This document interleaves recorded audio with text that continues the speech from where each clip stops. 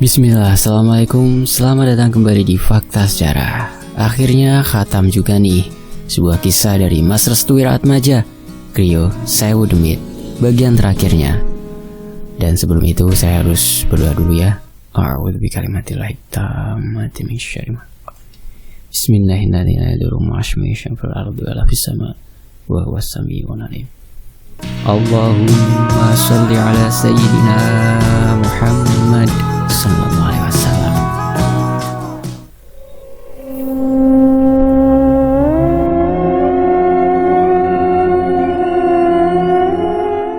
Mas Restu akan membahas sebuah kampung pesugihan. Keesokan harinya, tepat saat dimana aku ingin memecahkan teka-teki itu, aku pun meminta kepada salah satu orang kantor untuk mengantarkanku ke kota sebelah. Pikirku dengan memecahkan teka-teki ini, aku mampu tenang dan mengetahui sedikit apa yang disembunyikan dari pantai yang disebut-sebut sebagai gerbang dari pantai utara. Tepat pukul 14, aku berangkat menuju ke kota sebelah. Kebetulan di sana juga ada nenek dan juga saudara-saudaraku yang berasal dari bapak. Tapi, kedatanganku ke kota sebelah tidak untuk bertemu dengan mereka, melainkan memecah teka-teki dari pantai tersebut. Perjalanan kali ini menggunakan motor milik salah satu anak kantor.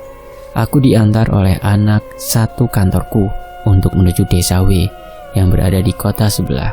Selama dalam perjalanan, aku ditembak beberapa pertanyaan. "Mas, emang tujuan mas mau kemana?" tanya Mas Ajib kepadaku. "Ada yang harus aku bereskan mas," jawabku. "Emang mas punya masalah apa?" "Semalam aku ndak bisa tidur mas." "Loh kenapa? Masih diganggu ya?" "Enggak mas." Aku terdiam sejenak. Debu-debu jalanan mulai menyerang mataku. Aku juga menutup kaca helm guna mengantisipasi debu-debu jalanan yang bertebaran dengan bebas. "Lah terus kenapa mas?" "Mas tahu pantai es di kota ini?" "Loh tahu banget, itu kan terkenal di sini mas." "Kira-kira jauh nggak ya dari sini?" "Oh nggak jauh mas, paling 1 jaman." Aku berpikir sejenak. Ini bukan masuk waktu libur. Aku tahu pekerjaanku masih terus berjalan. Kedatanganku ke pantai itu pun bukanlah keinginanku sendiri. Hati ini terasa berat untuk pergi ke sana. Namun selalu saja bisikan-bisikan itu terus menghantuiku setiap saat. "Jadi gimana mas? Mau ku antar ke pantai itu atau ke desa W dulu?" Desa W dulu mas." Motor pun memasuki ke sebuah jalanan desa. Di desa itu aku masih teringat tentang sebuah mitos yang beredar. Desa itu disebut dengan Desa Sajen. Entah apa yang menyebabkan desa itu disebut dengan Desa Sajen. Namun ada rumor yang mengatakan, jika kita tidak memberikan sebuah sesajen di sebuah pohon khusus, maka kita akan mendapatkan teror yang mengerikan.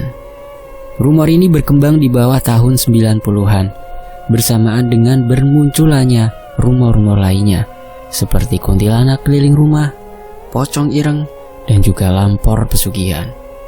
Entah masih banyak rumor yang pernah bapak aku ceritakan, tapi yang pasti, dengan hal semacam ini, aku bisa mengetahui dengan luas terhadap mitos-mitos yang berkembang di masyarakat sana.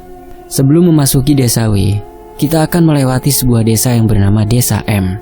Desa ini konon disebut-sebut sebagai kampung pesugihan. Di desa ini sendiri, tersebar sebuah rumor yang mengatakan, jika ada salah seorang warganya yang sengaja melakukan sebuah pesugihan dengan cara mencari tumbal di desa-desa lain. Karena itulah, banyak orang yang berhati-hati jika berurusan dengan desa yang satu ini. Mereka juga enggan menerima barang-barang yang belum jelas tujuannya. Kembali lagi dengan Desa W. Desa yang masih menyimpan misteri dengan jumlah penduduk warganya yang bisa dihitung dengan jari. Ada rumor yang mengatakan, tepat di tengah-tengah desa ini dulunya adalah sebuah makam. Karena itulah desa ini dulunya dikenal dengan nama Desa Sajen, yaitu sebuah desa yang dulunya memiliki kisah kelam yang sangat mengerikan. Orang-orang desa ini seringkali meletakkan sesajen di tengah jalan, pepohonan, dan juga tempat-tempat tertentu. Tujuannya adalah untuk menghilangkan kekacauan dan kecelakaan ketika ada tamu yang memasuki desanya. Aku tidak banyak berkata apa-apa sewaktu berada di desa ini.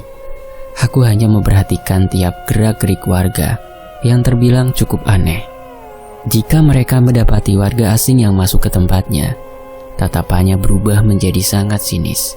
Karenanya, ketika aku mendatangi desa itu, aku tidak banyak tingkah. Aku hanya ingin mampir sebentar untuk mengetahui langkah berikutnya yang harus aku ambil. Tiba di sore harinya, aku berkeinginan untuk kembali ke kantor. Aku ingin menemui Mas Aryo, perihal bisikan yang berasal dari pantai es itu sendiri.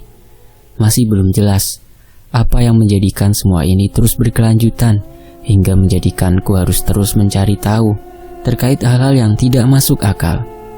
Namun dengan mengetahui hal rumit ini, mungkin aku bisa menjadikan ini sebagai pelajaran dan hikmah untuk kedepannya. Akhirnya, tepat di jam 4 sore, aku meminta kepada Mas Ajib untuk mengantarkanku kembali ke kantor. Aku ingin beristirahat dan melupakan hal-hal yang berkaitan dengan pantai es itu sendiri. Selama dalam perjalanan menuju ke kantor, aku membaca pesan WhatsApp yang masuk ke dalam handphoneku, dan ternyata ada pesan dari Mas Aryo yang menyuruhku untuk segera pulang ke kantor. Heran, mengapa momennya bisa tepat? Apa ini hanya kebetulan atau memang sudah seharusnya berjalan seperti ini? Aku pun meminta kepada Mas Ajib untuk mempercepat dalam menyetir motornya. Tampaknya Mas Aryo juga menyadari akan bisikan yang menyuruhku untuk menuju ke pantai es itu sendiri. Singkat cerita, setibanya aku berada di kantor, Mas Aryo sudah berdiri di depan pintu. Ia kemudian memandangiku dengan pandangan yang penuh dengan kekhawatiran. Mas Aryo, sini masuk Mas, ada yang ingin aku bicarakan. Terkait apa Mas? Mas Aryo pun menyuruhku untuk masuk. Ia seperti menyadari apa yang menjadikan hatiku menjadi ragu dan penuh kekhawatiran. Mas, dapat bisikan anehkah semalam tadi? Iya sih Mas, cuman beberapa jam yang lalu juga aku mendapatkan bisikan yang sama, jawabku. Bisikan apa Mas? Tanya Mas Aryo. Ada sesuatu yang menyuruhku untuk mendatangi pantai es di kota P. Jangan Mas, jangan ke sana. Kenapa Mas? Itu jebakan Mas, kata Mas Aryo. Aku belum mengerti apa arti jebakan yang baru saja diungkapkan oleh Mas Aryo. Apakah memang jebakan itu sendiri mengarahkan kepada seseorang yang berkeinginan untuk mencelakaiku? Jebakan apa Mas? Setiap orang yang mendapatkan panggilan ke sana biasanya akan menjadi tumbal. Itu kemungkinan besarnya. Tapi yang aku rasakan dari bisikan yang Mas Panji rasakan juga, itu mengarah kepada tumbal pesugihan. Aku terkejut mendengar hal itu. Mas Aryo seperti menakut-nakutiku dengan kalimat semacam ancaman dan peringatan keras. Aku juga pernah Mas, ucap Mas Aryo. Pernah Mas? Iya Mas, aku pernah mendapatkan bisikan yang sama, dan ternyata ada seseorang yang ingin menubalkanku. Dan Mas tahu siapa yang ingin menubalkanku? Tanya Mas Aryo. Siapa memangnya Mas? Tetanggaku sendiri Mas. Untungnya Mas Aryo memberitahuku terkait bisikan aneh yang memang mengarahkan kepada sesuatu yang tidak baik. Alhasil, keinginanku untuk menuju ke pantai Selamaran pupus sudah rasanya. Tidak perlu lagi untuk mendengarkan bisikan yang mengganggu dan memang terkesan tidak baik untukku. Sore itu, Mas Aryo meminta kepadaku untuk tidak kemana-mana. Ia tidak mau lagi ada hal-hal aneh yang terjadi kepadaku. Pantai es yang memang sejak dulu dikenal oleh para warga sekitar sebagai pusat dari gerbang pantai utara ini, seringkali memberikan pertanda-pertanda kepada orang-orang tertentu. Sejak saat dimana pantai itu dipercaya sebagai gerbang masuk menuju sebuah istana ke kerajaan pantai utara, banyak orang-orang yang memiliki niat tidak baik untuk menjadikan tempat itu sebagai tempat pemujaan. Hari itu juga aku kembali diselamatkan. Berkat pertolongan Allah Subhanahu wa Ta'ala, aku tidak dijadikan tumbal. Mungkin jika aku berangkat ke pantai itu tanpa sepengetahuan Mas Aryo, jasad dan sukmaku bisa jadi akan menghilang dan dijadikan tumbal oleh seseorang untuk pesugihannya. Alhasil, aku pun mendapatkan banyak sekali pelajaran terkait perjalanan yang baru saja aku dapatkan.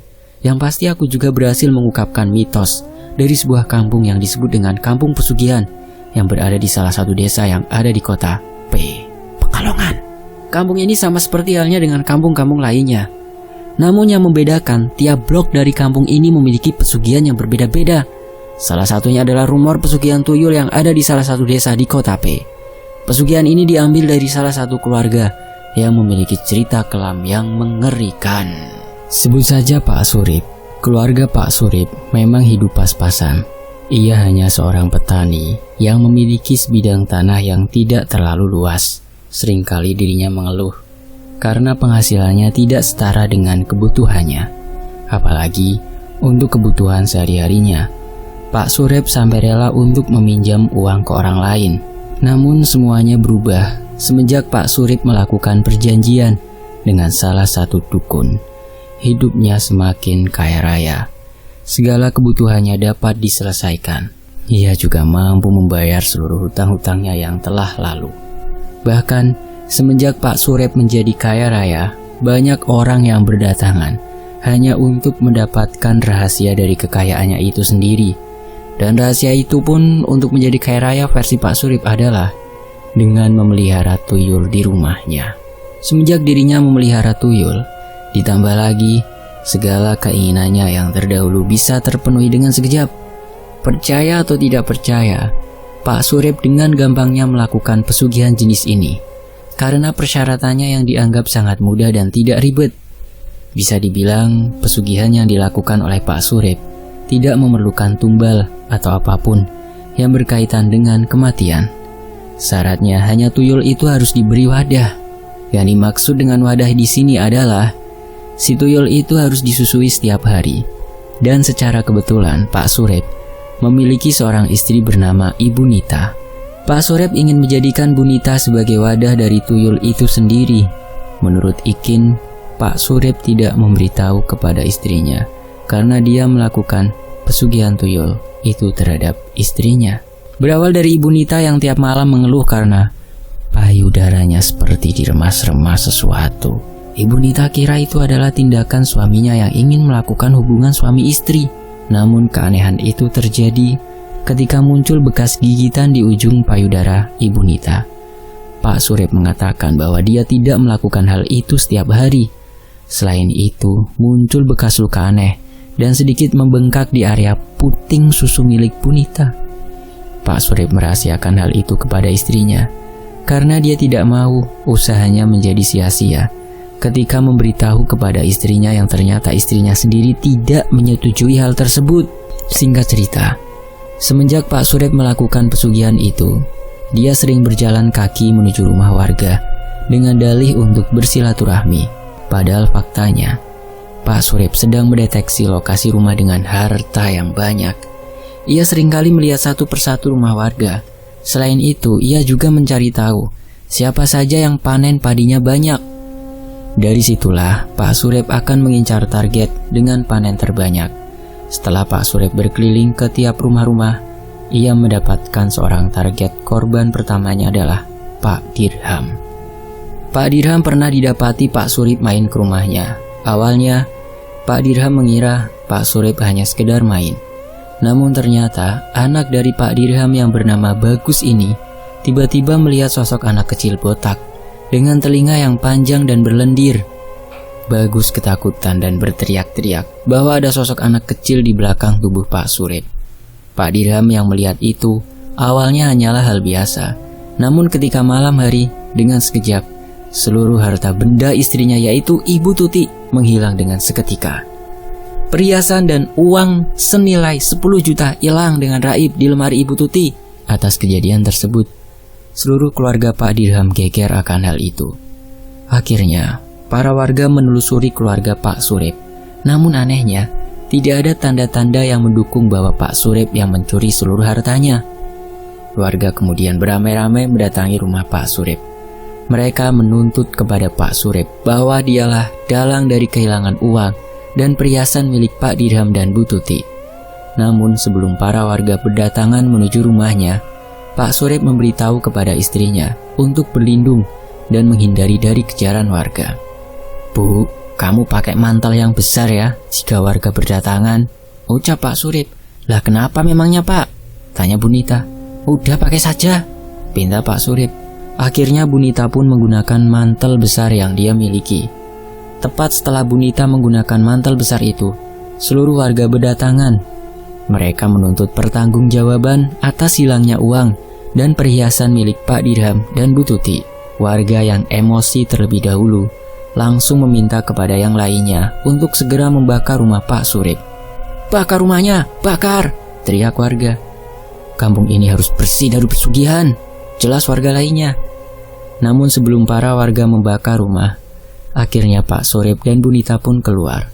Mereka terkejut ketika banyak warga mengangkat arit, golok, dan obor untuk mengepung keduanya. "Ada apa ini?" tanya Pak Surip. "Sudah Pak, jangan banyak bicara. Kalian berdua melakukan pesugihan kan?" tanya warga. "Mana buktinya?" tanya Pak Surip. Dibawalah Bagus, anak Pak Dirham, untuk mencari tuyul itu. Pak Dirham akhirnya menyuruh Bagus untuk mencari tuyul yang dimaksud itu. "Nak, coba kamu cari, ada nggak tuyulnya?" pinta Pak Dirham. Akhirnya Bagus pun dipersilahkan untuk masuk ke seluruh ruangan rumah. Namun, ketika dia mengecek ke seluruh ruangan, Bagus tidak menemukan tuyul tersebut. "Ada nggak tuyulnya?" tanya Pak Dirham. "Nggak ada Pak." Para warga pun mulai kebingungan. Mereka saling bertanya-tanya, bagaimana bisa Bagus salah melihat tuyul tersebut? "Gak ada bukti kan? Tanya Pak Surip. Bu Nita menarik baju Pak Surip dan mengatakan hal yang mengejutkan. "Pak, payudaraku sakit Pak," jelas Bu Nita. "Tahan sedikit, tunggu warga bubar," pinta Pak Surip. Ternyata Pak Surip menyuruh Bu Nita menggunakan mantel yang besar adalah untuk menutupi si tuyul dari pandangan Bagus. Akan tetapi, tuyul yang disembunyikan di dalam mantel tersebut malah menggigiti puting payudara Bu Nita. Dan untungnya, bersamaan dengan itu, para warga pun membubarkan diri. Rencana Pak Surip berhasil dengan mulus. Namun setelah kejadian itu, istrinya menjadi sakit-sakitan tidak jelas. Sudah diperiksa kemana-mana, tetap saja tidak ada tanda-tanda kesembuhan. Lambat laun, Pak Surip merasakan hal yang tidak nyaman dengan kondisi istrinya. Dia pun bingung, karena si tuyul ini selalu mengeluh meminta kebiasaan buruknya, yaitu menyusui kepada istrinya. Percaya atau tidak percaya, Pak Surip marah akan hal itu. Dia bahkan sempat memukuli si tuyul karena telah membuat istrinya terjatuh sakit. Puncak kemarahan dari Pak Surip adalah ketika dia memutuskan kontrak itu terhadap si tuyul demi menyelamatkan istrinya. Pak Surip sendiri benar-benar merasa bersalah karena telah membuat istrinya menderita. Kontrak pemutusan hubungan antara Pak Surip dengan si tuyul itu berhasil dilaksanakan. Pak Surip tidak lagi melakukan pesugihan tuyul demi menyelamatkan istrinya. Namun imbasnya adalah seluruh harta yang didapatkan dari hasil pesugihan ludes terbakar. Pak Surip kembali jatuh miskin. Anehnya, tuyul yang diputuskan kontraknya oleh Pak Surip menangis di ujung desa. Orang yang pertama kali menemukan hal ini adalah Ikin. Ikin melihat tuyul milik Pak Surip sedang menangis. Setelah ditanya mengapa, tuyul itu menjawab karena tidak boleh menyusui Bu Nita lagi. Dan kisah itu adalah yang Mas Panji dapatkan sewaktu kegagalannya menuju ke pantai es. Narasumbernya Pak Dul. Desanya saya spill ya. Desa Sepait, Siwalan, Pekalongan. Itu sudah lama tuh kejadiannya tapi ya. Dan sebenarnya ada banyak cerita lagi yang akan Mas Restu atau Mas Panji tuliskan. Namun entah mengapa selama aku menulis tulisan itu, aku rasa ada yang tidak beres dengan keadaan kamar. Setelah itu kamar rasanya menjadi panas. Beberapa kali juga terdengar desisan ular. Mungkin aku sendiri telah banyak mengungkap misteri dari pantai utara beserta dengan mitos-mitos yang berada di dalamnya. Dan pada hari itu juga, di 3 bulan pertamaku bekerja dan menempati rumah yang disebut dengan Griyo Sewu Demit, aku selalu mendapatkan gangguan-gangguan aneh. Karena itulah, dengan berhasilnya aku mengungkap misteri-misteri di pantai utara, semoga akan menjadi hal yang bermanfaat bagi semua teman-teman yang menyimak di sini. Sementara itu, di sisi lain, pulang adalah jalan satu-satunya dari rumah Griyo Sewu Demit ini. Berawal dari ajakan teman-teman yang berasal dari Yogyakarta dan juga Solo, aku ingin menghadiri acara buka bersama saat itu. Kebetulan acara saat itu hanya buka bersama dan tidak ada acara lain selain mengobrol santai sambil membahas kinerja dan planning ke depannya. Aku berangkat dari kantor menuju Yogyakarta menggunakan kereta. sempat terbesit di dalam pikiranku untuk selalu mengadakan agenda keluar kota agar pikiranku lebih fresh dan melupakan semua kejadian yang sudah terjadi di kantor. Tepat jam 2 siang, aku dan beberapa teman lainnya menuju ke sebuah rumah yang konon katanya 10 tahun tidak pernah dihuni. Agaknya rumah itu sama seperti rumah pada umumnya, yang kebetulan berada di tengah-tengah perumahan yang padat. Hanya saja, saat aku memasuki rumah tersebut, aku merasa hawa rumah itu berbeda pada umumnya. Hening, sepi, sunyi, seperti berada di tengah hutan. Anehnya, hembusan angin juga bertiup ramah di rumah tersebut. Aku pikir, rumah itu memang memiliki ventilasi yang banyak, dan terlebih lagi, beberapa kali aku menemukan dedaunan yang berada di rumah tersebut. Pada saat aku meminta kepada Mas Indra, orang yang menjaga rumah itu, untuk menuju ke kamar mandi, Mas Indra pun merekomendasikan sebuah kamar mandi yang ada di lantai 2. Entah mengapa, aku sendiri agak ragu. Sepertinya ada sesuatu yang sudah menungguku di sana. Dan benar saja, saat aku melangkah menyusuri lantai 2 rumah itu, tiba-tiba dari sebuah kamar muncul sosok wanita dengan sekujur tubuh yang berwarna hitam. Ia hanya mengintip di daun pintu, namun dengan cepat ia bersembunyi lagi. Aku tidak bisa berkata apa-apa. Aku hanya tutup mulut dan enggan menceritakan ini kepada Mas Indra karena merasa tidak enak. Kebetulan, Mas Indra sendiri menunjukkan kamar mandi yang berada di kamar tempat sosok wanita dengan sekujur tubuh berwarna hitam legam itu mengintip. "Mas, anterin yuk," ucapku. "Loh, lah kenapa Mas?" "Gak apa-apa Mas." Mas Indra pun menuruti kemauanku. Ia mengantarkanku hingga ke daun pintu kamar mandi yang berada di dalam kamar tersebut. Selesai aku berwudu, aku pun segera melaksanakan sholat. Namun dari tadi, telingaku terus-menerus berdenging, seperti ada bisikan gaib yang membisikiku, seakan-akan penunggu di rumah itu ingin berkomunikasi kepadaku. Aku tetap menjalankan sholat dengan sebisa mungkin. Secepatnya, aku segera keluar dari rumah ini karena ada sesuatu yang memang membuatku tidak nyaman. Selesai sholat, aku langsung buru-buru untuk turun. Namun, baru saja aku menginjakan kakiku ke tangga, tiba-tiba ada sesuatu yang membisikiku lagi. "Aku ada di sini." Sontak saja hal itu membuatku terdiam sejenak, sembari menengok ke belakang untuk mengetahui bentukan dari sosok tersebut. Saat dimana aku menengok ke belakang, Mas Indra langsung kebingungan. "Ada apa Mas? Ada yang bisikin aku tadi." "Udah, gak usah diladenin." Bersamaan dengan itu, sosok itu muncul dari balik daun pintu. Bentukannya seperti nenek-nenek berusia ratusan tahun. Wajahnya pucat, namun gelap. Rambutnya berantakan dan panjang. Mulutnya lebar dan menyeringai mengerikan. Aku segera turun dengan langkah kaki yang sedikit dipercepat. Hampir saja aku terbawa dengan sosok itu. Jika aku kehilangan kendali, mungkin sosok itu akan ikut kepadaku dan menempeli tubuhku hingga ke kantor. Singkat cerita, di jam 4 sore, kita berangkat menuju ke sebuah tempat seperti yang disepakati. Tempat tersebut merupakan sebuah restoran yang cukup terkenal di Yogyakarta. Aku sangat menyukai pemandangan Jogja tatkala sinar matahari akan sirna. Warna langitnya indah seperti jalanan Yogyakarta yang memberikan kenyamanan bagi para pelancong yang menyusuri tiap sudut tempat ini. Tepat di pukul 5 sore, kami datang di salah satu restoran yang sudah terlebih dulu kami reservasi. Di sana, aku dan beberapa teman yang lain kembali membicarakan terkait hal-hal yang memang dimitoskan dan juga beberapa obrolan memecah tawa yang seringkali dijadikan sebagai topik utama. Berkisar jam 6 kurang, kami akhirnya melakukan buka bersama dan menyantap makanan yang sudah kami pesankan. Setelah berbuka, aku dan Mas Indra sholat duluan karena sudah memasuki jam 6:30. Selesai sholat, aku dan Mas Indra kembali lagi bergabung bersama teman-teman dan membicarakan acara selanjutnya setelah buka bersama selesai. Alhasil, setelah dirembukan, kami memilih untuk nongkrong lagi di suatu warung kopi yang katanya menjadi tempat favorit di malam hari. Aku sendiri tidak tahu tepatnya tempat tersebut.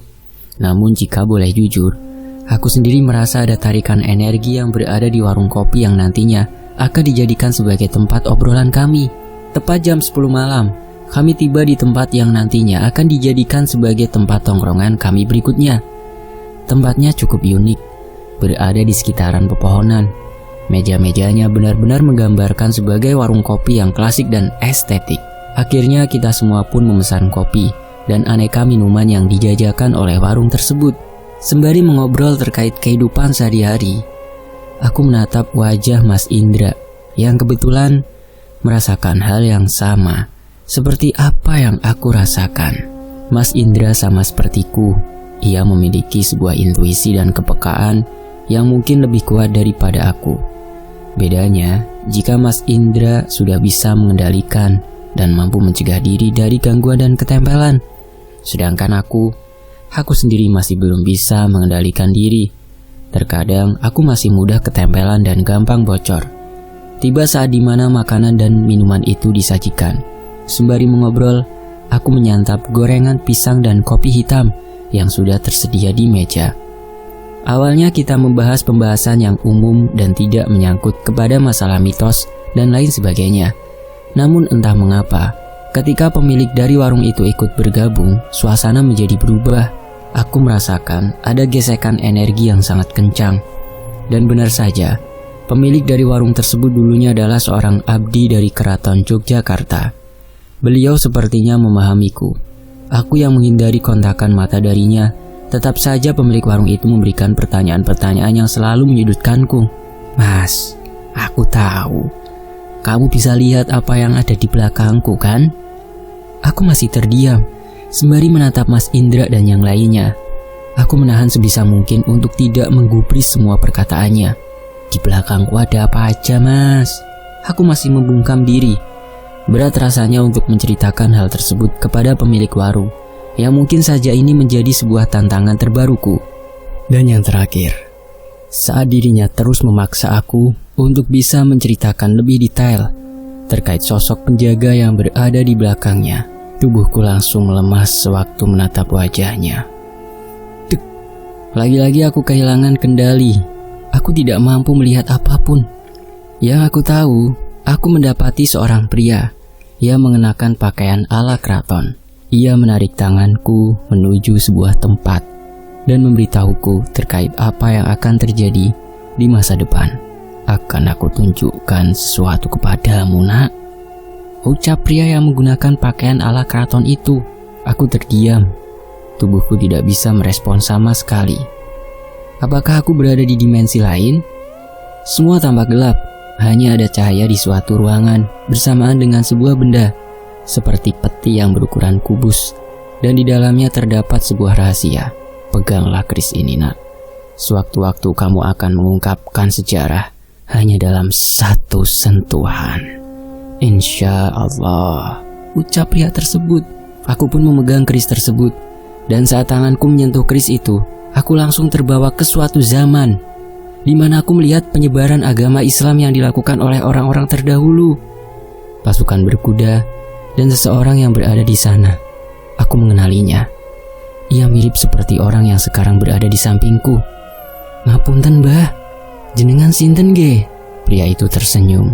Beliau memberikan sebuah nama yang membuat sekujur tubuhku merinding hebat. "Aku Amangkurat I." Dek, tubuhku langsung merespon apa yang baru saja beliau katakan. Bersamaan dengan itu, seorang wanita yang berada di belakangnya langsung menyapa. "Aku akan ikut menjagamu sampai ke pantai utara. Tubuhmu sangat harum," ucap seorang wanita yang menamakan dirinya sebagai Simbah Putri. Tidak lama kemudian, tubuhku disentuh oleh Mas Indra. Ia menyadari jika aku baru saja terbawa ke sebuah dimensi lain.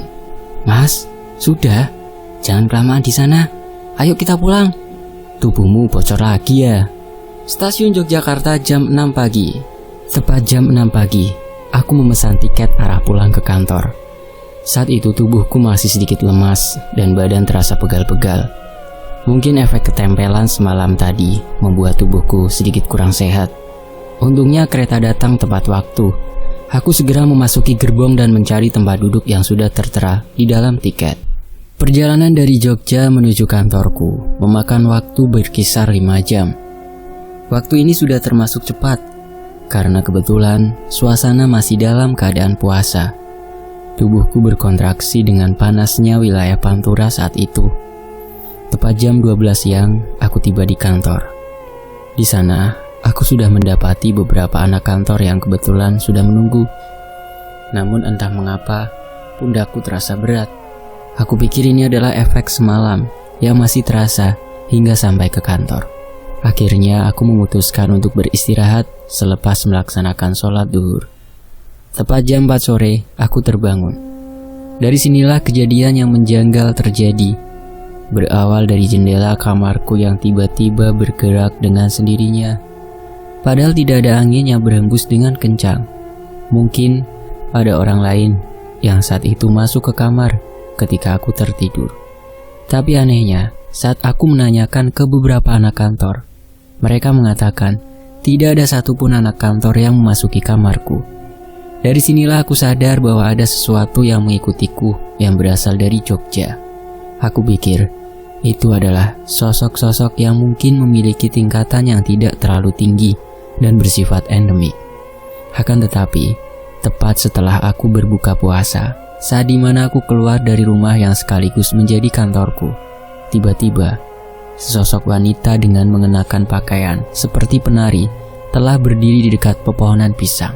Ia kemudian menggerak-gerakkan tangannya dan mengeluarkan suara desisan ular yang amat mengerikan.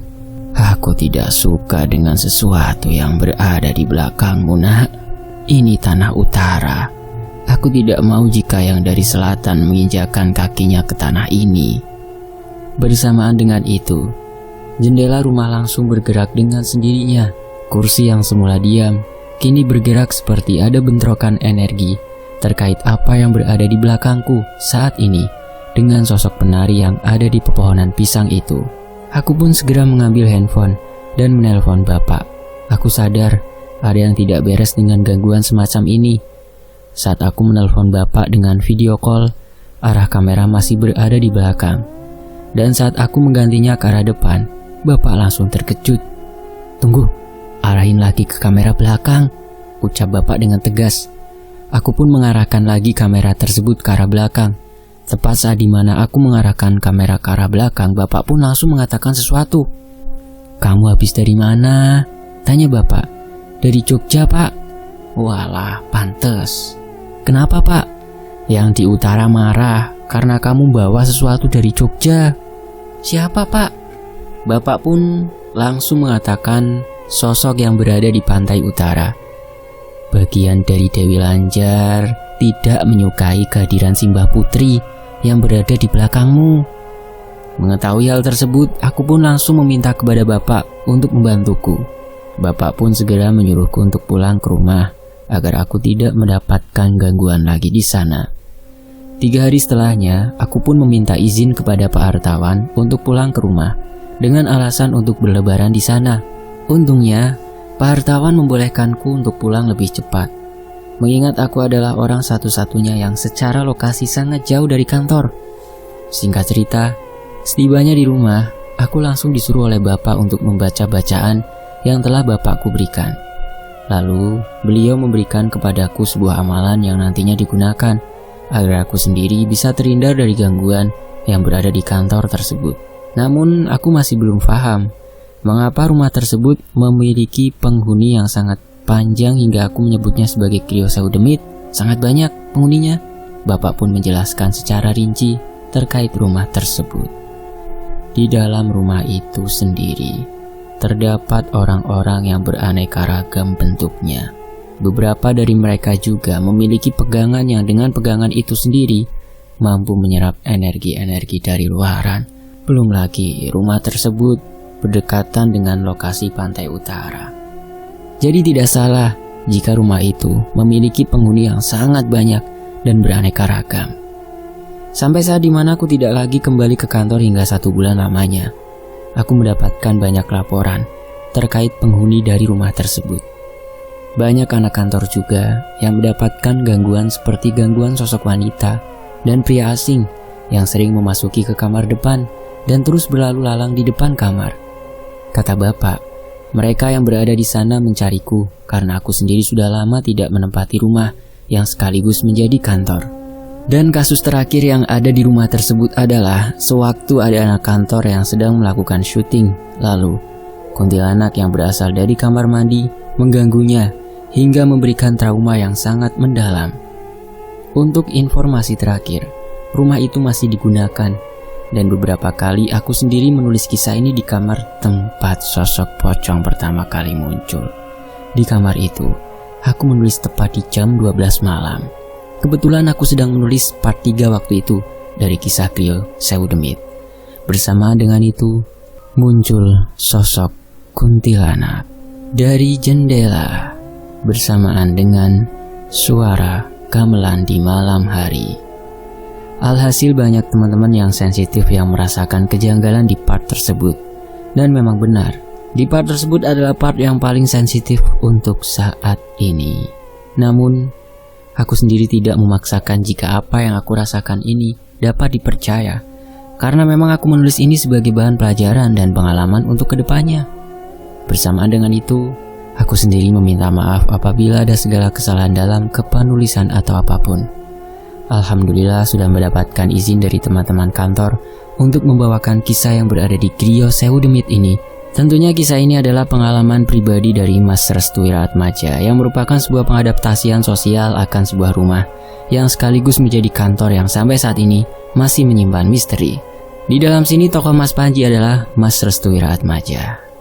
Terima kasih atas segala dukungannya. Semoga Allah Subhanahu wa Ta'ala membalas semua teman-teman yang turut meramaikan atau menyimak kisah-kisah dari Mas Restu Wiratmaja.